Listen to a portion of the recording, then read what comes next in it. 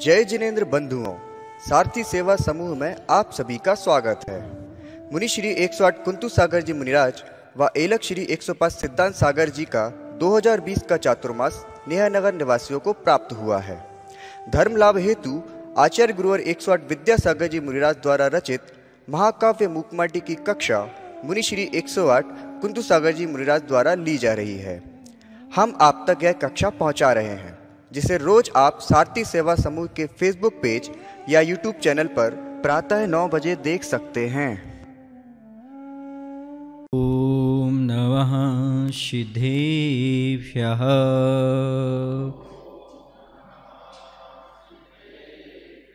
ओम नमः सिद्धेभ्यः।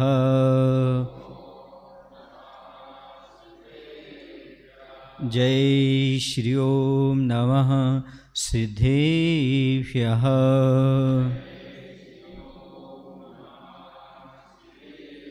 मंगलम भगवान वीरो मंगलम गौतमो गड़ी मंगलम कुंद कुंदार्यो जैन धर्मोस्तु मंगलम। सर्वे मंगल मांगल्यम सर्वे कल्याणकारकम प्रधानम सर्वे धर्माणां जैनम जयतु शासनम जैनम जयतु शासनम। बोलिए अहिंसा परमो धर्म की। देवाय देव श्री शांतिनाथ भगवान की। गुरु नाम गुरु आचार्य श्री ज्ञान सागर जी महामुनिराज की। आचार्य गुरुदेव भगवान श्री विद्यासागर जी महाराज की।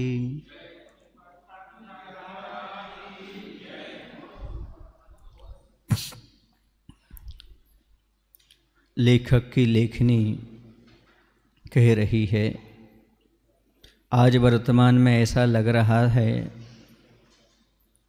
मछली की दशा को देखकर कि आज संसार से मानवता समाप्त हो चुकी है। दानवता अर्थात क्रूरता उत्पन्न हुई है और ऐसा लगता है कि मानवता से दान देने का परिणाम कहीं दूर चले गया और फिर जहाँ दानवता हो वहाँ दानवत्ता रह भी कैसे सकती है। यदि मानवता हो तो दान परोपकार के भाव होते हैं और जहाँ पर दानवता आ जाए वहाँ पर परोपकार के दान के भाव समाप्त हो जाते हैं, ये निश्चित है। आगे कह रहे हैं प्रश्न नंबर 82 पर, वसुधैव कुटुंबकम इस व्यक्तित्व का दर्शन स्वाद महसूस इन आँखों को सुलभ नहीं रहा। यदि वह सुलभ भी है तो भारत में नहीं महाभारत में देखो। भारत में दर्शन स्वार्थ का होता है। हाँ हाँ, इतना अवश्य परिवर्तन हुआ है कि वसुधैव कुटुंबकम इसका आधुनिकीकरण हुआ है। वसु यानी धन द्रव्य, धन ही कुटुंब बन गया है, धन ही मुकुट बन गया है जीवन का। अब मछली कहती है माटी से, कुछ तुम भी कहो माँ, कुछ और खोल दो इसी विषय को माँ। यहाँ पर एक सूत्र है भारत में और वह बहुत बड़ा सूत्र है, वसुधैव कुटुंबकम। यहाँ भारत में बहुत बड़ी विशालता है और यहाँ पर सभी लोग यही बोलते हैं वसुधा कुटुंब के समान है। आप लोग बोलते अयम, ऐसा कुछ शब्द आता है एक, अयम निजा परोवेति गरुणा चेत्स लघुताम और गुरु नाम तो वसुधैव कुटुंबकम, ऐसा आता है। ये मेरा है, ये तेरा है, ये तो मात्र तुच्छ लोगों का काम है। ऐसी गणना करना, ये मेरा और ये तेरा है, ऐसा कहना, ऐसी गणना करना लघु लोगों का काम है। लेकिन बड़ो नाम का उदार चरिता नाम तो वसुधैव कुटुंबकम, उदार चरित्र वालों का तो वसुधा ही कुटुंब हुआ करती है। ये मेरा ये तेरा, ये सामान्य व्यक्तियों का काम है, लघु लोगों का। लेकिन जो उदार विशाल दृष्टि वाले होते हैं उन्हें वसुधा ही कुटुंब के समान प्रतीत हुआ करती है। कह रहे हैं आज वसुधैव कुटुंबकम यानी सारी धरती एक परिवार है। इस विचारधारा का दर्शन, स्वाद, अनुभव इन आँखों को सहज नहीं है। यदि कहीं सुलभ है तो भारत देश में नहीं, किंतु महाभारत अर्थात पुराण ग्रंथों में, महाभारत का अर्थ पुराण ग्रंथों में यह सूक्ति मिल सकती है। क्योंकि भारत में तो पग पग पर स्वार्थ ही स्वार्थ देखा जा रहा है। हर कोई व्यक्ति अपनी स्वार्थ सिद्धि में लगा हुआ है। जहाँ देखो वहाँ पर स्वार्थ ही चल रहा है, परमार्थ समाप्त हो रहा है। क्या करे, आज परोपकार की भावना समाप्त होती चली जा रही है। जबकि ये कहा गया है कि तन से सेवा कीजिए, मन से भले विचार, धन से संसार में करिए परोपकार। आपके पास तन है, मन है और धन है, इन तीनों का कैसे सदुपयोग करना, तो नीतिकार कहते हैं कि तन से सेवा करिए, तन के माध्यम से दूसरों की सेवा करो, और मन से भले विचार, और मन के द्वारा दूसरों के प्रति अच्छा सोचिएगा, अच्छा विचार करिएगा। और धन से संसार में करिए परोपकार, और धन के माध्यम से दूसरे का उपकार करिएगा। लेकिन उल्टा हो रहा है, तन से हम अपना ही काम लेते हैं या दूसरों को परेशान करने लगते हैं बलशाली शरीर पा करके, और मन मिलता है तो मन के माध्यम से दूसरे का विचार करने लगते हैं, बुरी वासनाओं को घर बना देते हैं। और धन से संसार में पर का उपकार तो नहीं करते, लेकिन पर का अपकार में जरूर धन को लगा देते हैं। यदि किसी को जेल भेजना हो तो पैसा भेज देते हैं। हाँ, किसी का भला करने के लिए पैसा नहीं लगाता। तो कह रहे हैं आज उल्टा होता चला जा रहा है। हकीकत तो ये है, औरों से काम लेना सहज ही बात है, जोखिम भरा तो काम है औरों के काम आना। लेकिन आदमी औरों के काम नहीं आता, बल्कि औरों से काम लेना चाहता है। औरों के काम आना परमार्थ है, और औरों से मात्र काम लेना ये स्वार्थ है। आज संसार में स्वार्थ ही स्वार्थ दिख रहा है, पर ये भूल गया सुख देकर ही सुख पाया जा सकता है। सामने वाला आपका उपकार करे, पर आपको पुण्य भी तो चाहिए। जैसे भगवान के पास अनंत शक्ति, अनंत ज्ञान है, वो आपको दे सकते हैं, पर आपके पास भी तो क्षमता चाहिए ग्रहण करने की। जैसा बर्तन होगा उतना ही तो पदार्थ आएगा, जैसा आपका पुण्य होगा वहीं तो प्रकृति में मिलेगा। इसलिए सुख देकर ही सुख पाया जा सकता है, और दुख दे करके दुख पाया नहीं जाता, तो मिल जाता है। लेकिन सुख चाहते हो तो सुख पहुंचाओ, दुख आप नहीं चाहते हो तो किसी को दुख देने का प्रयास मत करो। निस्वार्थ भाव से परोपकार की भावना करो, उसी में हमारा कल्याण है। मन में, आत्मा में संतुष्टि दूसरे का भला करने से ही मिलती है। मान लीजिएगा आप दुकान से घर आ रहे हैं, 12 बज चुके हैं, आपके भोजन का समय है, गाड़ी लेकर आ रहे हैं, भूख सता रही है, प्यास सता रही है, आप दुकान पर किसी को बिठा करके आ गए। अब रास्ते में मान लो कोई मित्र का बेटा है, उसका एक्सीडेंट हो जाता है, आप भोजन करने जाएंगे कि उसको उठाएंगे? बोलो ना। स्वार्थी होगे तो निकल जाओगे, और थोड़ी सी आपके अंदर सद्गुण होगा, परोपकार की भावना होगी, आप रोकेंगे, उसे उठाएंगे, उठा करके हॉस्पिटल तक ले जाएंगे, उसके अपने मित्र को, उसके पिता को फ़ोन करेंगे, बुलाएंगे। जब वह शांति से डॉक्टर कह दे कोई बात नहीं, सब मलहम पट्टी हो गई, सब बढ़िया हो गया है, उसके पिता आ जाएंगे, फिर आपको बड़ी संतुष्टि होगी। क्या होगी? आप भोजन कर लेते उतनी संतुष्टि नहीं होती, वो शरीर के लिए होती संतुष्टि, लेकिन जो आत्मा के लिए संतुष्टि मिली, मन के लिए संतुष्टि मिली, वो एक अलग चीज है। वह आप कहीं भी भोजन करके प्राप्त नहीं कर सकते, विश्राम करके प्राप्त नहीं कर सकते, धन दौलत से नहीं खरीद सकते। जो एक आत्म संतुष्टि मिलती है, जैसे आप रोज भोजन बनाते हो, आपको वो संतुष्टि नहीं मिलती, लेकिन यदि मुनि महाराज को आहार करा देते हो, जो संतुष्टि आपको प्राप्त होती।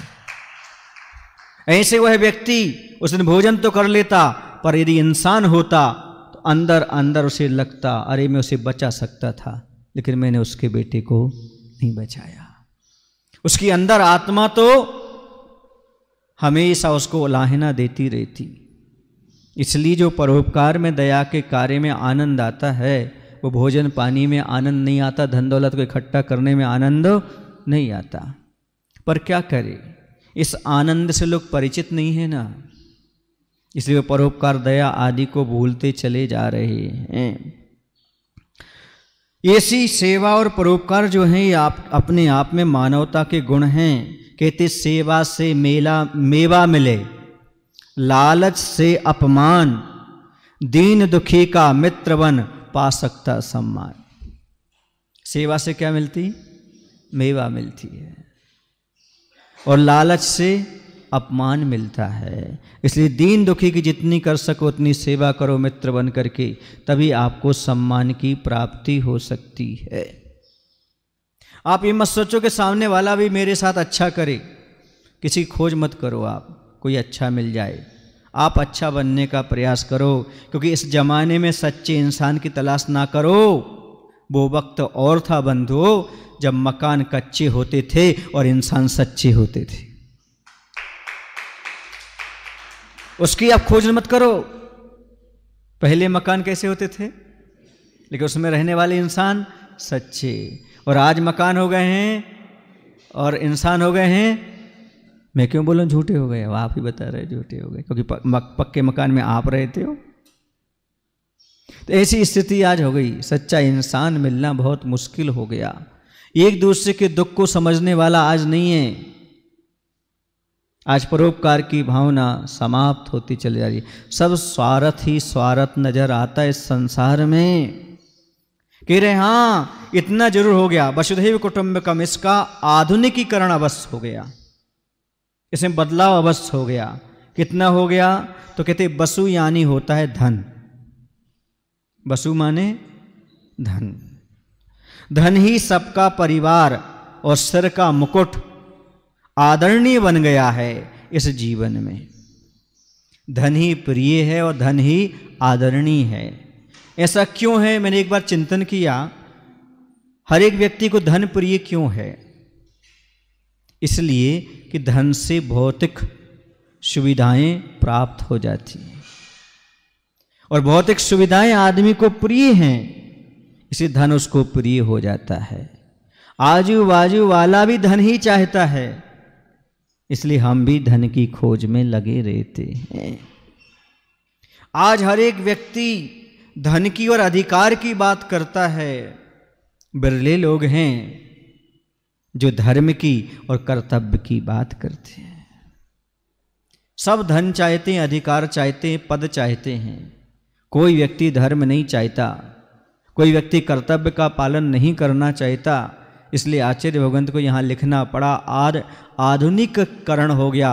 वसुधैव की जगह वसु यानी धन, वही व्यक्ति को प्यारा हो गया, वही आदर का पात्र हो गया।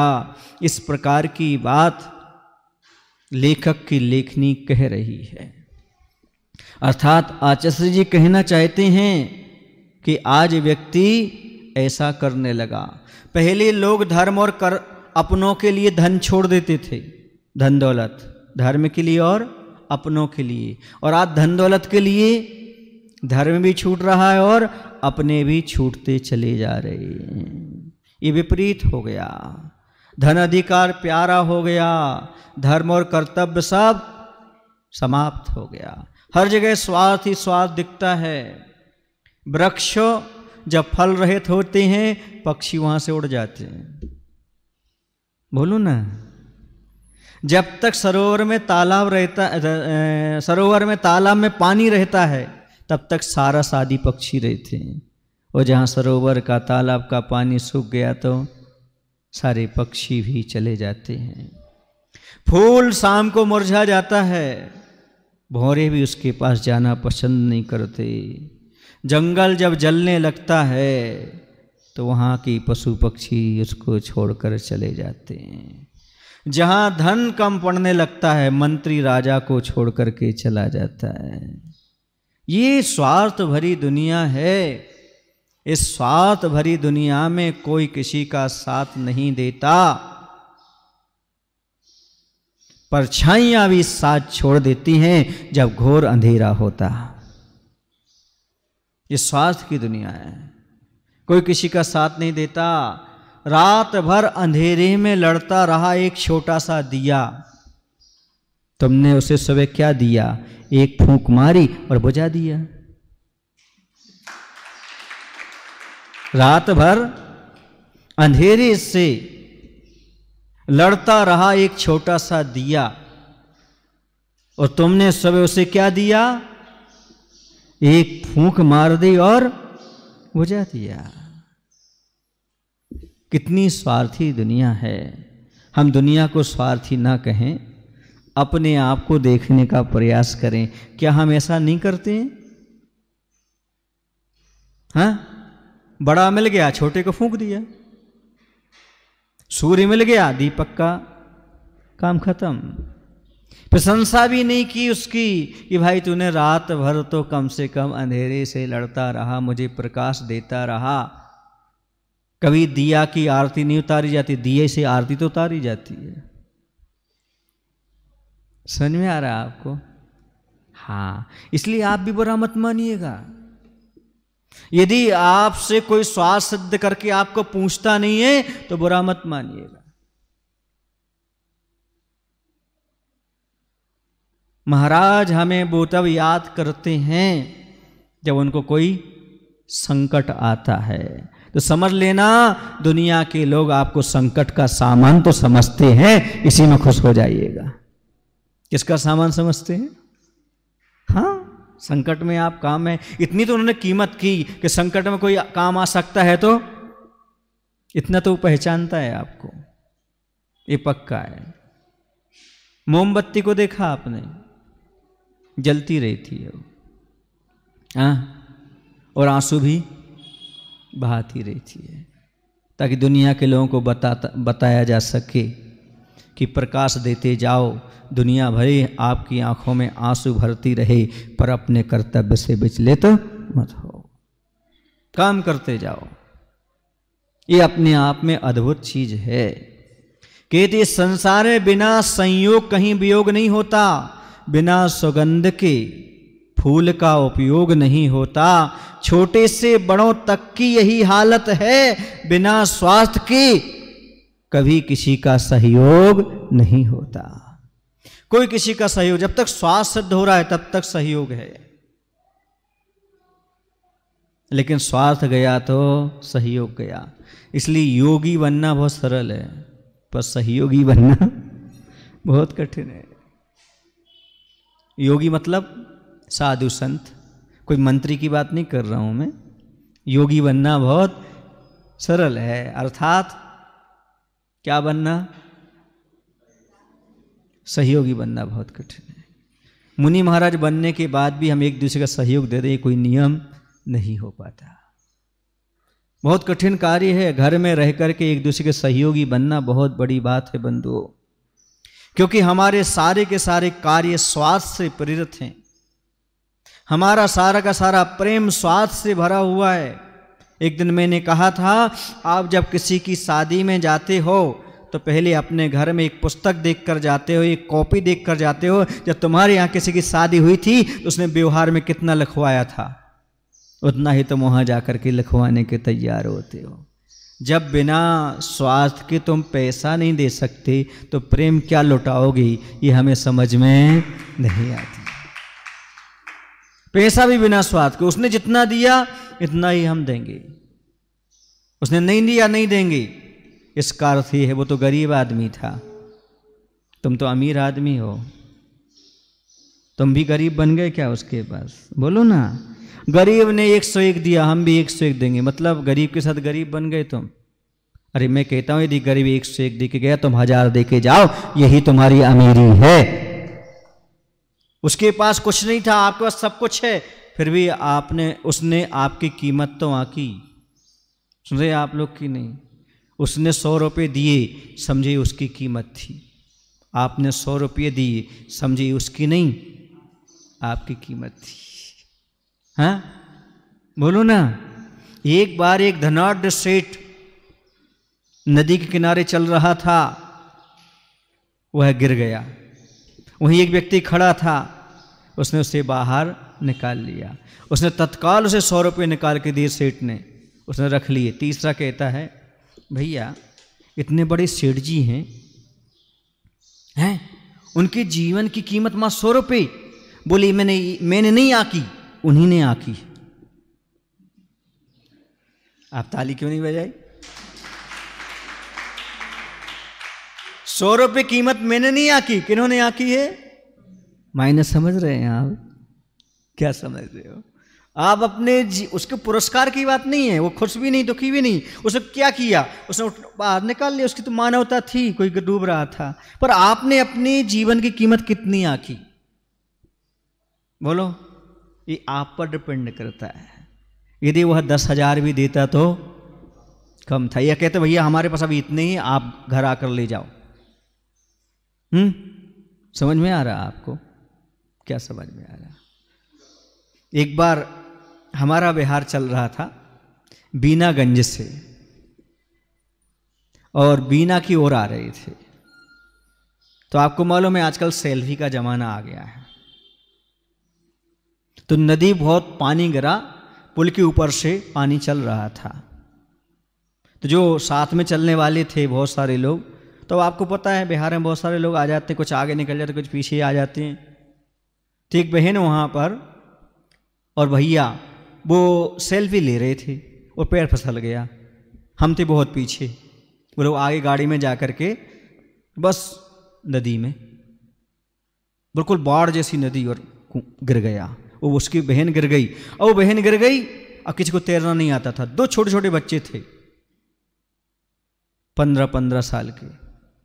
वो दोनों कूद गए और उसको पकड़ करके ले आए, बाहर निकाल लिया उन दोनों ने, छोटे बच्चों ने। जब पकड़ करके लाए तो उनके परिवार के लोगों ने ये कहा, बेटा तुम्हें क्या चाहिए ये बताओ। बोले कुछ नहीं चाहिए, हम लोग तो बच्चे ऐसे खेल रहे थे और हमने क्या किया, दीदी को हमने तो निकाला है वहाँ से, इसमें काय की मजदूरी, हमने कुछ मेहनत नहीं की। वो बच्चे कहते हैं। उन्होंने कहा नहीं बेटा, अब एक काम करना, तो हमारे बेटे हो गए हो, रक्षाबंधन के दिन अवश्य घर आना, अपनी बहन से क्या बनवाना, राखी। और जैसा उनसे बना वैसा दिया, और हमेशा वो जाते हैं, अभी भी बताते, और जो कुछ देना हो वो ये। वहाँ के अध्यक्ष थे उस समय वो अशोक जी, कहाँ के, बीनागंज के। अब तो शायद वो जो क्षेत्र बन रहा है ना उसके उसमें भी हैं। तो कहने का तात्पर्य ये है कि आपने अपने जीवन की कीमत कितनी समझी। 100 रुपये निपटा दिया कि उसे अपना बना लिया? बोलो ना। जो जीवन दे वो अपना होता है कि पराया होता है, कि मजदूर होता है? इसी प्रकार से कह रहे हैं, आप सोचो तो बिना स्वार्थ के आप पैसा नहीं दे सकते। प्रेम कैसे देना चाहते हो, नहीं देते। मैंने एक बार कहा था, स्वार्थ रहित प्रेम और लालच रहित पैसा कमाना सीखो। स्वार्थ रहित प्रेम देना सीखो और लालच रहित पैसा कमाना सीखो। पैसा तो कमाओ, इतना लालच भी ना हो कि आप भूल जाओ हमारा कर्तव्य क्या है, हमारा धर्म क्या है। ऐसी स्वार्थ के साथ प्रेम मत करो, निस्वार्थ प्रेम होना चाहिए। क्योंकि आचार्य जी ने लिखा, स्वार्थ और परमार्थ का क्या परिणाम होता है। दोहा में लिखा, स्वार्थ और परमार्थ का और कौन सा परिणाम, कौरव रौरव में गए, पांडव गए शिवधाम। पांडव प्रेस क्या कहते हैं, स्वार्थ और परमार्थ का और कौन सा परिणाम कहें, कौरव कहाँ गए? रौरव। रौरव मतलब नरक, नरक का नाम रौरव है। कौरव रौरव में गए, पांडव गए स्योधाम। पांडव कहाँ गए? मोक्ष गए, स्वर्ग गए, है ना। दो कहाँ गए? स्वर्ग, बाकी मोक्ष गए। यही तो स्वार्थ और परमार्थ का परिणाम है। यदि आपको नरक जाना हो, दुर्गति चाहिए हो तो स्वार्थ में जियो, उस सदगति चाहिए हो तो परमार्थ को अपनाओ। बिना स्वार्थ के किसी का भला करना सीखो। प्रतिफल की इच्छा के बिना सामने वाले का सम्मान करना सीखो। कहते हैं इस दुनिया में सबसे छोटा वही है जो केवल अपनी ही सोचता है। परिवार में रहता है, समाज में रहता है, फिर भी मात्र किसकी सोचता है? अपनी। समझ लेना वो सबसे छोटा व्यक्ति है। और जहां से स्वार्थ समाप्त होता है वहीं से मानवता शुरू होती है। और जब तक स्वार्थ रहेगा तब तक मानवता आ ही नहीं सकती। मानवता लाने के लिए आपके लिए कुछ ना कुछ तो स्वार्थ का त्याग करना ही पड़ेगा। बिना स्वार्थ के आप किसी मार्ग में कुछ भी प्राप्त नहीं कर सकते। पहले जमाने में कोई संत थे, उनके पास एक पारसमणि पत्थर था। उसका क्या काम होता है पारसमणि पत्थर का? लोहे को सोना बना देता है ना। पक्का विश्वास है आपको? अच्छा, हमने वो तो नहीं देखा, पर मैंने आचार्य भगवान को देखा है जो लोहे को सोना नहीं बनाते बल्कि लोहे को पारस बना देते हैं, अपने समान बना देते। वह संत के पास पहुंचा, संत की सेवा की। उसने कहा संत जी हम आपकी बहुत सेवा की, अंत में आप कुछ चाहते हैं? बोले वो पारसमणि रखी ना उस संदूक में, लोहे के संदूक में, वो ले जाओ। वो भी पढ़ा लिखा था। लोहे के संदूक में पारसमणि रखी हो और लोहा लोहा ही रहे, ये तो आश्चर्य की बात है। उसने पूछ ही लिया, बाबा जी हम ही बुद्धू मिले थे क्या तुम्हें? हम ही बुद्धू मिले थे संसार में, आपके लिए और कोई नहीं मिला। अरे हम जानते हैं लोहे के संदूक में रखी हुई पारसमणि, जब संदूक कोई सोना नहीं बना पा रही तो मुझे क्या सोना देगा, क्या करेगा? बोले कोई बात नहीं, तुम संदूक को खोल कर तो देखा? खोल करके देखा तो कपड़े के अंदर पारसमणि लिपटी हुई रखी थी। उसने कहा अरे हाँ, जब तक एक कपड़ा रहेगा बीच में, पारसमणि के और लोहे के बीच में जब तक पर्दा रहेगा, कपड़ा रहेगा, तब तक वह कभी सोना नहीं बना सकती और बन सकती।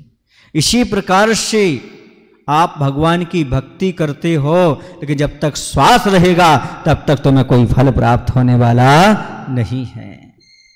जो स्वार्थ का कपड़ा हटा देता है निश्चित से वह सब कुछ प्राप्त कर लेता है। स्वार्थी को कुछ भी नहीं मिलता, न प्रेम मिलता है, न पैसा मिलता है और न सम्मान मिलता है। परमार्थी को पैसा भी मिलता है, धर्म भी मिलता है, प्रेम भी मिलता है और सम्मान भी मिलता है। सोचो, विचार करो, हमें स्वार्थी बने रहना है कि परमार्थी बनना है? स्वार्थ और संकीर्णता दोनों मूर्खता के ही दूसरे नाम हैं। जहां संकीर्णता है, जहां स्वार्थ है, समझो मूर्खता है। स्वार्थ आया, ज्ञानीपना गया, संकीर्णता आई, ज्ञानीपना गया। ये दोनों मूर्ख की पहचान है। जहां हमारे अंदर स्वार्थ आ जाए, संकीर्ण बुद्धि आ जाए, समझ लेना कि हम मूर्ख हैं, अभी हमारे पास महानता नहीं आई है।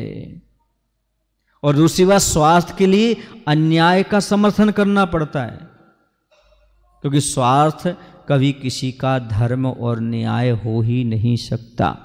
धर्म को पाने के लिए, न्याय को पाने के लिए अपने जीवन में हमारे लिए स्वार्थ को त्याग करना ही होगा। समझ गए ना? इसलिए दूसरे का उपकार करो, धन के पीछे इतने अंधे मत बनो।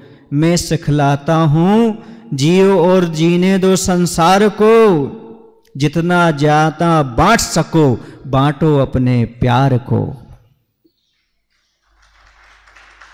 जितना बांट सको, प्रेम को बांटो, धन को बांटो, ज्ञान को बांटो।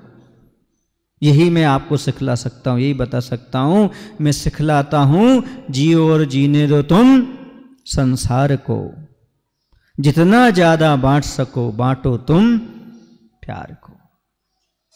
जितना चाहो उतना, बांटने से बढ़ेगा, कभी कम नहीं होगा। कभी किसी से नफरत मत करो, हो सके तो प्रेम के साथ सभी से बात करो। अब यहां पर इतनी सब बात हो जाने पर अंत में यही नतीजा निकलता है, जिसे धन दिखता है वह स्वार्थ को ही सब कुछ मानता है, और जिसे धर्म दिखता है वह परमार्थ को मानता है। कुछ लोगों में सीमित रहने वाला स्वार्थी होता है, और सारे विश्व के कल्याण की बात करने वाला परमार्थी होता है। हम धन को और स्वार्थ को छोड़ें, धर्म को और परमार्थ को स्वीकार करें। अब मछली कहती है माटी से, कुछ तुम भी कहो ना माँ, कुछ और खोल दो इसी विषय को माँ। सो मछली की प्रार्थना पर माटी कुछ सार के रूप में कहती है, सुनो बेटा यही कलयुग की सही पहचान है, जिसे खरा भी अखरा सदा, और सतयुग तू उसे मान, बुरा भी बुरा सा लगा है सदा। कहते हैं कलयुग और सतयुग की बात यही तो है। आज वर्तमान में क्या स्थिति है, तो कह रहे सुनो, सतयुग किसे कहते हैं और कलयुग किसे कहते हैं। कलयुग क्या है, जिसे खरा भी अखरा, मतलब सत्य भी जिसे कड़वा लगे। सत्य कैसा लगे, कड़वा लगे। अर्थात ये समझो कि जहाँ जहाँ हम सच्चाई के रास्ते बढ़ते हों, आदमी को वही बुरा लगे। जिस व्यक्ति को खरा यानी अच्छा भी अखरने लगे यानी बुरा लगने लगे, तो समझो कलयुग है। और जिससे बुरा अर्थात गुरुओं की डांट फटकार, कष्ट से घिरा हुआ जीवन भी बुरा अर्थात मीठी शक्कर के समान लगे, तो समझो सतयुग उसी के भीतर रहता है। क्यों ऐसा, क्यों? पुनः बीच में ही निवेदन करती है मछली कि विषय गहन होता जा रहा है, जरा सरल करो ना। सो माँ कहती है समझने का प्रयास करो बेटा, सतयुग हो या कलियुग, बाहरी नहीं भीतरी घटना है वह। सत की खोज में लगी दृष्टि है सतयुग है बेटा, और असत विषयों में डूबी आपाद कंठ, सद को असत मानने वाली दृष्टि स्वयं कलयुग है बेटा। सुनो, सतयुग और कलयुग कोई बड़ी बात नहीं, अलग बात नहीं, बल्कि आचार्य कह रहे हैं मनुष्य की विचारधारा का नाम ही सतयुग है और उसी का नाम कलयुग है। विचारधारा अच्छी है, सकारात्मक सोच है, तो आज भी सतयुग है। और विचारधारा यदि आपकी गंदी है, नकारात्मक सोच है, तो वहीं पर कलयुग जन्म ले लेता है। सतयुग और कलयुग अन्यत्र कहीं से नहीं लाना पड़ते, हमारे मन में ही पलते रहते, हमारी विचारधारा में ही रहते। देखो ना, राम और रावण की राशि एक, कौन सी राशि बनेगी? तुला राशि। रा शब्द से कौन सी बनेगी? हाँ, तो राम और रावण की एक सी, और कंस की और कृष्ण की कौन सी बनेगी? का शब्द से मिथुन है। हाँ, तो ये दोनों की राशि एक, लेकिन दोनों की कार्य अलग, क्योंकि विचारधारा पर आधारित। देखो ना, वो सतयुग था, रामचंद्र जी थे, उनको सतयुग था, रावण को क्यों? विचारधारा पर आधारित है। सतयुग कलयुग और कोई नहीं, जैसे तुम्हारे विचार होते हैं वैसे आज भी पंचम काल में भगवान महावीर के रूप को लेकर के आचार्य विद्यासागर जी विद्यमान हैं। ये सतयुग है, बोलो। और आज भी कमठ की विचारधारा को लेकर के बैठे हुए दिगंबर संस्कृति पर उपसर्ग करने वाले कमठ की भांति आज ही यहां पर विद्यमान है, वो कलयुग है। बोलो, हमारी जैसी विचारधारा होती है वैसा ही निर्माण होता जाता है। सकारात्मक सोच वालों को आज भी स्वर्ग है और नकारात्मक सोच वालों को आज भी नरक है, क्योंकि सकारात्मक में सा है और स्वर्ग में भी एक सी राशि है, नकारात्मक में ना है और नरक में भी एक सी राशि है। समझ गए ना? कहने का तात्पर्य ये है कि हमारी विचारधारा का परिमार्जन होना चाहिए, हमारी विचारधारा सुंदर होना चाहिए, हमारी नकारात्मक सोच को सकारात्मक सोच में बदलने की बात होना चाहिए। हम दुनिया को क्यों बदलें? दृष्टि और सृष्टि, किसको बदलना है हमें? सृष्टि को बदलना कि दृष्टि को? अच्छा, ये तो हमें भी पता है, पर हम बदलने में किसकी कोशिश में लगे रहते हैं? सृष्टि को मत बदलो भैया, दृष्टि को बदलो। कहते हैं जो सृष्टि को सुधारने का ठेका लेता है वो अहंकार है, और जो स्वयं को दृष्टि को सुधारने की बात करता है वो एक अच्छा संस्कार है। नहीं आया समझ? फिर से बोलूं,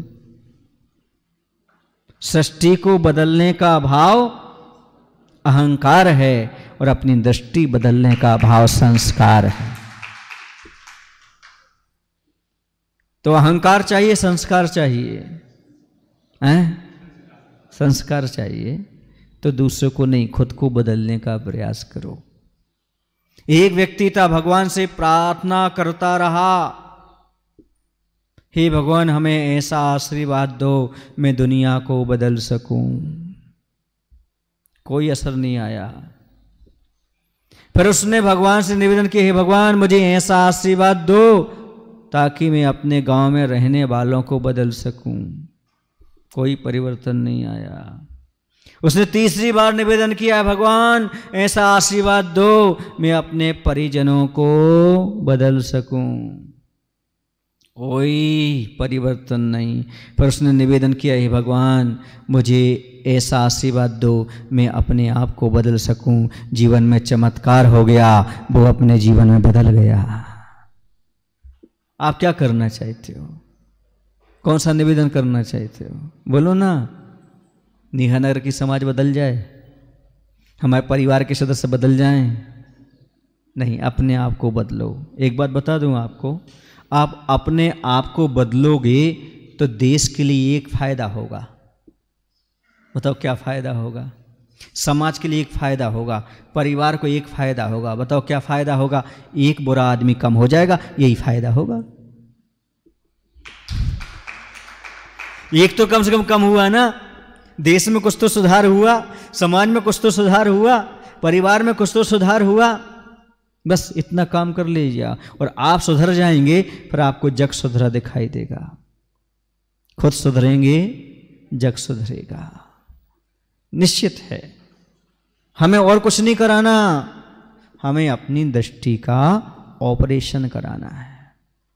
यदि वह सकारात्मक हो गई तो समझो सब बढ़िया का बढ़िया हो गया। इसलिए आचार्य भगवंत कह रहे हैं सतयुग और कलयुग कुछ नहीं है, इस मनुष्य की विचारधारा पर ही सब आधारित है। यह मन बसंत है, यही मन पतझड़ है। यही मन पतझड़ है, यही मन बसंत है। कभी यही मन दुर्जन है और कभी यही मन संत है। कभी यही शिव शंकर है और तो कभी यही महावीर तीर्थंकर है। यह मन है, हमारा जैसा चाहे वैसा बन सकता है। मन के बारे में सोचो, अर्थात अपनी दृष्टि का विचारधारा का परिमार्जन करो। संसार में किसे बुरा कहें, किसे भला कहें? अरे जब केले को हम बुरा कहते हैं क्योंकि सर्दी के समय और गर्मी के समय उसी का सत्कार करते हैं। बोलो ना। वही पानी सर्दियों में गर्म चाहिए पर गर्मियों में कौन अच्छा? ये धूप इतनी चुभ रही है, अभी इसका दुत्कार कर रहे हैं और सर्दियों में उसका इंतजार करते हैं। ये तो स्वार्थी दुनिया है ना, और क्या है। हमारी सोच कितनी जल्दी बदल जाती है। एक दिन मैंने आपको बताया था, आपकी सोच को बदलने में देर नहीं लगता। यदि आपके चाय के गिलास में मक्खी गिरे तो अब चाय को अलग कर देते हो, गिलास को अलग कर देते हो, और यदि घी के टीन में मक्खी गिरे तो मक्खी अलग कर देते हो। देखा ना कितनी जल्दी आपकी सोच बदल जाती है। कितना परिवर्तन हो जाता है एक क्षण में। जहां पर स्वार्थ नहीं है तो सब फेंक दिया, और जहां स्वार्थ है उसको फेंक दिया। ये दृष्टि है। अब बताओ, जहां पर मक्खी गिर जाती है उस पदार्थ को आप लेना चाहते हो कि नहीं लेना चाहते हो? नहीं लेना चाहते। कब? जब पदार्थ थोड़ा हो, नुकसान कम हो। और जहां पर नुकसान ज्यादा हो मक्खी को फेंक देंगे, पदार्थ को फेंकने वाले नहीं है। बस यही है। इसलिए तो मैं अपने हिसाब से जीता हूं। मुझे पता है दुनिया की सोच कब बदल जाए कोई भरोसा नहीं। इस दुनिया को तो कोई सुखी नहीं कर सकता। ये दुनिया तो बीतरागी भगवान से भी दुखी है। तुम किस खेत की मूली हो कुंतु सागर जी, तुम तो मामूली हो। इस संसार को कोई संतुष्ट करने वाला, संसार उसी का नाम है जो कभी किसी से संतुष्ट नहीं होता। यदि संतुष्ट हो गया होता तो ये संसार नहीं, यही मोक्ष हो गया होता। कभी संतुष्टि नहीं। धर्म के मार्ग पर बढ़ने के लिए आत्मसंतुष्टि की आवश्यकता है। यदि आप आत्मसंतुष्ट हैं तो ठीक है, वरना धर्म के क्षेत्र में बढ़ते हुए किसी को संतुष्ट नहीं कर सकते। एक व्यक्ति से हर कोई संतुष्ट नहीं हो सकता, और हर कोई एक व्यक्ति से संतुष्ट, एक व्यक्ति हर एक को संतुष्ट भी नहीं कर सकता। ये प्रकृति का नियम है। जब आप घर में 4 सदस्यों को संतुष्ट नहीं कर सकते तो चारों धाम में घूमने वाला किनको संतुष्ट करेगा? इसलिए आत्मसंतुष्टि ही अपने आप में बहुत महत्वपूर्ण है। खरा भी अखरा, खरा भी चुभ रहा है उसे, सत्य भी चुभन की ओर जा रहा है। क्यों?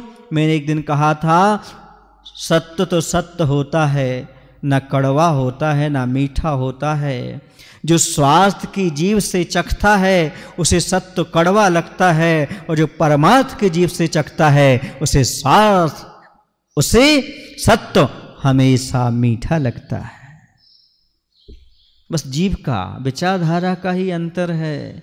यदि आप स्वार्थ की जीव से चखोगे तो सत्य कड़वा, और परमार्थ की जीव से चखोगे तो सत्य आज भी मीठा है।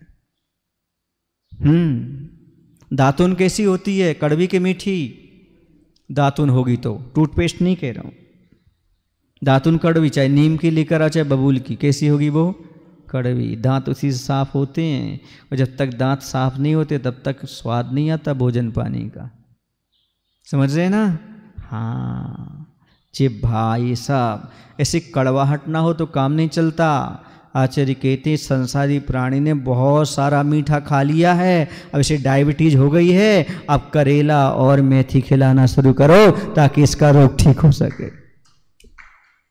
बहुत खा लिया है मीठा मीठा, अब थोड़ा सा कड़वा भी पचाने का प्रयास करो, अपनी विचारधारा को थोड़ा बदलने का प्रयास करो। तो कह रहे हैं, पुनः बीच में ही निवेदन करती है मछली कि विषय गहन होता जा रहा है, हमें ये विषय समझ में नहीं आ रहा। आपने खरा भी अखरा, बुरा भी बुरा सा लगा, ये विषय थोड़ा सा क्लिष्ट हो रहा है, जरा सरल करो ना। सोमा कहती है, समझने का प्रयास करो ना बेटा। हाँ, क्या सतयुग हो या कलयुग, बाहरी नहीं भीतरी घटना है, अर्थात हमारी विचारधारा पर ही सतयुग और कलयुग है। सत्य की खोज में लगी दृष्टि ही सतयुग है, अर्थात जो सच्चाई की ओर बढ़ रही है। सुन रहे ना? वही समझो कि वास्तव में क्या है, यथा सत्य यानी शाश्वत सत्य की खोज में लगी दृष्टि, विचारधारा ही सतयुग है। और असत्य विषयों की अर्थात नाशवान पंचेंद्रिय विषयों की में पूर्णता डूबी और सच को झूठ मानने वाली विचारधारा ही कलयुग है। सुन रहे ना? जो व्यक्ति संयम को पालन कर रहा है, शाश्वत सुख की ओर बढ़ रहा है, वो कलयुग में जी रहा है, और जो पंचेंद्रियों के विषयों में डूबा है वो समझो कलयुग में जी रहा है। नहीं सुना? साधु संत हैं, पंचेंद्रिय के विषयों को छोड़ चुके, हाँ, स्वार्थ चला गया, स्वार्थ त्याग की कठिन तपस्या बिना खेद जो विषयों की आशा नहीं जिनके साम भाव बन रहते। ऐसे जो साधु परमेष्ठी हैं, सुन रहे ना, पंचेंद्र छोड़कर सत्य को पाने में लगे हैं, वो कलयुग में जी रहे हैं। और जो पंचेंद्र की विषयों में संसार बढ़ाने में लगे हैं, वो कहाँ जी रहे हैं? कलयुग में। बताओ, तुम लोग सतयुग में जी रहे कि कलयुग में जी रहे? हम तो सब जीवन जैसे जी रहे हैं, हम तो सब जीवन वैसे ही जी रहे हैं। सब जी में जी रहा, तो तुम सब जीवन में जी रहा है? बताओ तो, सतयुग में जी रहा है, कलयुग में जी रहा है? अपने अंदर झांक कर देखो। असत माने झूठे, सत माने सच्चे। सच्चे सुख की ओर बढ़ रहे हो या झूठे? इस विषयों में आपाद, आ सीमा में बनता है। आ माने तक, पाद यानी पैर से लेकर कंठ तक डूबे हुए हैं आप। पैर से लेकर कंठ तक, आपाद कंठ, क्या डूबी है विषयों में? सत्य को असत मानने वाली दृष्टि स्वयं कलयुग है बेटा, ये समझने का प्रयास करो। बहुत कठिन काम है जो इस चीज को समझ लेता है कि कलयुग क्या है और सतयुग क्या है। हम कलयुग भी बना सकते हैं और सतयुग भी बना सकते हैं। कुछ लोग धर्म इसलिए करते हैं कि मरने के बाद स्वर्ग मिलेगा, पर मैं कहता हूं जो परिवार और समाज में स्वर्ग नहीं बना सकता, उसे मरने के बाद भी स्वर्ग नहीं मिल सकता। परिवार में, समाज में स्वर्ग की कल्पना नहीं है, तो मरने के बाद क्या कल्पना होगी? आप सोचो। इसलिए मैं नहीं धर्म करवाता हूं, धर्म की बात करता हूं कि आप स्वर्ग की कल्पना करो। मैं धर्म इसलिए करवाता हूं और कहता हूं कि धर्म करो ताकि वर्तमान ही तुम्हारा स्वर्ग बन जाए। धर्मात्मा लोग मरने के बाद स्वर्ग नहीं जाते, बल्कि धर्मात्मा लोग जहां चले जाते हैं वहीं स्वर्ग का निर्माण हो जाता है। जंगल में भी मंगल हो जाता है। क्यों? सकारात्मक सोच। जंगल में भी मंगल मनाना चाहते हो तो सोच को सकारात्मक रखो, विचारधारा को सुधारो, जहां जाओगे वहां पर आनंद आएगा। एक व्यक्ति था, वह भोजन कर रहा था और कल्पना कर रहा था और सीसी कर रहा था। किसी ने कहा, भाई हमारे भोजन में तो मिर्ची मिली नहीं है, तुम सीसी क्यों कर रहे हो? बोले, मैंने कल्पना कर ली कि मैं मीठा खा रहा, मिर्ची खा रहा हूं। सामने वाला कहता, भैया तुमने कल्पना ही करना थी तो मिर्ची की क्यों की, मीठा की कर लेते। ऐसा करने से अच्छा था। ऐसे आपसे कहना चाहता हूं, अब विचार करना ही है तो नकारात्मक क्यों सोचते हो? सकारात्मक सोचने का प्रयास करो। जब कभी किसी के सामने पानी ले जाओगे और आधा भरा गिलास होगा, उससे कहो कितना? एक आधा खाली है, कभी नहीं कहेगा आधा भरा है। सोच का मालूम पड़ जाता तुम्हारी सोच कैसी है, कैसी विचारधारा है। वस्तु के आदान प्रदान से ही मालूम पड़ जाता है। जैसे कल कहा था, द्रव्य चढ़ाने की विचारधारा। 4 चटक रखी हैं, कितनी चढ़ाओगे तुम? 1। 8 बादाम रखी, कितनी चढ़ाओगे तुम? उसे विचारधारा मालूम पड़ जाती, धारणा मालूम पड़ जाती है। ये सोच आदमी की अपने आप में, जितना अच्छा आपका विचार करने का तरीका होगा उतना अच्छा आपका आचार होगा, और जितना अच्छा आचार होगा उतना अच्छा आपका जीवन बनेगा। इसलिए सोच तो रखते हो। कहते हैं कुछ लोगों के ब्लड पॉजिटिव होते हैं लेकिन उनकी सोच नेगेटिव होती है। ब्लड फड़े पॉजिटिव ना हो, लेकिन आदमी की सोच अच्छी होना चाहिए। जीवन में वही काम करने वाली है। लेकिन हमेशा कुछ भी पूछो नकारात्मक। मान लो आपके साथ में पूछना चाहता हूं, किसी ने पार्टनरशिप में धंधा किया, 10 वर्ष तक किया। कितने वर्ष तक? 9 वर्ष तक उसने पूरी ईमानदारी के साथ सब कुछ किया। 10वें वर्ष उसने थोड़ी सी गड़बड़ी कर दी। समझ रहे ना आप? ज़्यादा नहीं, थोड़ी सी। आपने उससे संबंधी विच्छेद कर लिया, सब कुछ कर लिया, अब साझेदारी भी टूट गई आपकी, पार्टनरशिप खत्म। अब कोई यदि पूछता है आपसे, क्यों भाई वो व्यक्ति जो आपका पार्टनर था वो कैसा है, आप क्या बोलेंगे? धोखेबाज। उसके 9 साल कहाँ गए? सोच कहाँ है आपकी, नकारात्मक तो कि सकारात्मक तो? अरे इतना कह दिया होता, आदमी तो बहुत अच्छा है, पता नहीं उससे कौन से कर्म का उदय आ गया, एक छोटी सी गलती हो गई इसलिए हमारी पार्टनरशिप खत्म हो गई। ऐसा बोल पाते क्या आप? नहीं बोल पाते। आप सोच अच्छी रखो और यही कहो उसके कर्म का उदय था, उसने गलत कर दिया। आदमी गलत नहीं है, पता नहीं कौन सी परिस्थिति ने उससे गलत करा दिया। ऐसा यदि कहोगे तो वास्तव में आप अभी भी सतयुग का निर्माण कर सकते हो, और हमेशा बुराई करोगे तो समझ लेना आप कलयुग में ही जीवन जी रहे हैं। सोच का ही परिणाम है। आदमी को अच्छा और बुरा, आदमी अच्छा और बुरा नहीं होता, आप जैसी सोच बना लो।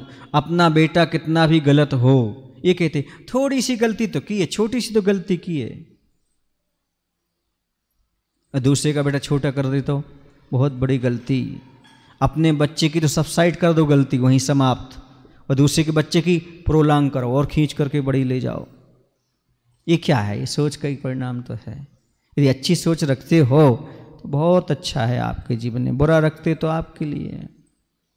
एक बार माली ने पुष्पों से पूछा, हे फूलों, ये तो बताओ तुम लोग क्या बनना चाहते हो? उसने कहा, मैं किसी की सेज का श्रृंगार नहीं बनना चाहता, मैं तो गुरु के चरणों का उपहार बनना चाहता हूं। गुरु के चरणों का उपहार, अर्थात गुरु के चरणों में जाना चाहता हूं, किसी की सेज पर नहीं सोना चाहता हूं, वो पाप करेगा। पाप में निमित्त नहीं बनना मुझे, किस में बनना है? धर्म में। सकारात्मक सोच अपने आप में बहुत महत्वपूर्ण हुआ करती है। मैं आप लोगों से पूछना चाहता हूं, आप लोग बड़े बनना चाहते हो या उदार हृदय बनना चाहते हो? दरिया ने झरने से पूछा, क्या तुम समुंदर नहीं बनना चाहते? उसने कहा, नहीं, मैं छोटा सा झरना अच्छा हूं, क्योंकि औरों के काम आता हूं, समुंदर बनकर के खारा नहीं होना चाहता हूं। विचारधारा। मैंने एक बार चिंतन किया, मैं एक पुस्तक भी लिख गया इस पर, 439 पृष्ठ की, इसी चिंतन को लेकर के। कौन से चिंतन को लेकर के? एक दिन मैंने फूल को देखा, उसे देख करके लगा जीवन का सार तो इसी में है। फूल एक दिन खिलता है, लेकिन हर किसी के चेहरे पर मुस्कुराहट बिखेर देता है। फूल को पता नहीं है कि शाम को मुरझाना है, लेकिन क्यों? उसका वैभव दुनिया के सबसे बड़े वैभवशाली से भी अधिक है, क्योंकि फूल औरों जैसा नहीं होना चाहता, कल में नहीं जीना चाहता, आज ही सब कुछ लुटाना चाहता है। कितने लक्षण है उसमें? कौन से? औरों जैसा नहीं होना चाहता, कल की चिंता नहीं करता, और जो कुछ अपने पास है लुटाना चाहता है। अगली बात यह है, भेदभाव नहीं करता। गरीब आए तो, अमीर आए तो सबको खुशबू देता है, माली आए तो, तोड़ने वाला आए तो, सबको, भेदभाव नहीं। इतने सारे गुण एक फूल में हैं। एक दिन तो मैंने फूल से पूछ लिया, तेरा आधार क्या है? बोले, बस आप जैसा। मैंने कहा, मेरे जैसा? बोले, हाँ। हमने कहा, कैसा? तो फूल बोला, हे साधु, मेरा आधार तेरे जैसा है। मैं सेज पर रखता हूं तो मुरझा जाता हूं, और कांटों में रहता हूं तो खिल जाता हूं। मायना, यदि साधु फैसिलिटी में रहेगा, एसी पंखा कूलर सब में रहेगा, गाड़ी घोड़ा में रखेगा, तो मुरझा जाएगा उसका साधुत्व, और कांटों में अर्थात निस्वार्थ निरालंब रहेगा और अपना अवसर परिचय सहन करेगा, कांटों में रहेगा तो खिल जाएगा। कितना बड़ा उसने हमारे लिए सूत्र दिया, समझ रहे हैं आप लोग कि नहीं? और वो क्या कहता है, सुन लो, बहुत अच्छी बात कहता है। मन में आए ना मलिनता, सुख दुख आते जाते। मन में आए ना मलिनता, सुख दुख आते जाते, गुलाब कहता देखो हम कांटों में भी मुस्कुराते। मलिनता नहीं, चाहे सुख आए चाहे दुख आए, विचारधारा में नकारात्मकता नहीं, सकारात्मकता रहे। सुख दुख आते जाते तो आते और जाते हैं। गुलाब कहता देखो हम कांटों में भी मुस्कुराते। ये कितनी बड़ी बात है। अरे वो कितना खुशमिजाज है, कांटों के बीच में भी खिल रहा है, वो कितना खुशमिजाज है। इसलिए तो लोग प्रेम से उसे कहते गुलाब है, क्योंकि वह कितना खुशमिजाज है। होना चाहते फूल जैसा, पर कोई भी तोड़ लेगा, फिर भी खुशबू देना होगी। वही सौरभ, वही सब कुछ, माली आए तो वो तुम्हें तोड़ने वाला आए तो। कितना गजब उसका व्यक्तित्व है। उससे देख करके लगा मुझे आदमी के व्यक्तित्व पर कुछ लिखना चाहिए। और जब लिखनी शुरू की तो 450 के लगभग पृष्ठ लिख गए इसी बात को लेकर के कि देखो फूल का कितना अच्छा वैभव है। ऐसी प्रकृति की बहुत सारी चीज़ें ऐसी हैं जिनको लेकर के बहुत कुछ चिंतन किया जा सकता है और स्वार्थ को छोड़कर परमात्मा की ओर बढ़ा जा सकता है। बोले महावीर भगवान की। आचार्य गुरुदेव भगवान श्री विद्यासागर जी महाराज जी की। हे प्रभु, हम सभी को इतनी शक्ति, इतनी बुद्धि देने की कृपा करो ताकि हम लोग आज में जी सकें, औरों जैसे बनने की होड़ ना करें, भेदभाव से रहित निस्वार्थ जीवन बना सके। नमो शिव भगवान, नमो शिव। भावों की निर्मल सरिता में अवगाहन करने आया हूँ, मेरा सारा दुख दर्द हरो यह अर्घ भेंटने लाया हूँ। हे तपो मूर्ति हे आराधक, हे योगीश्वर हे महासन, यह अरुण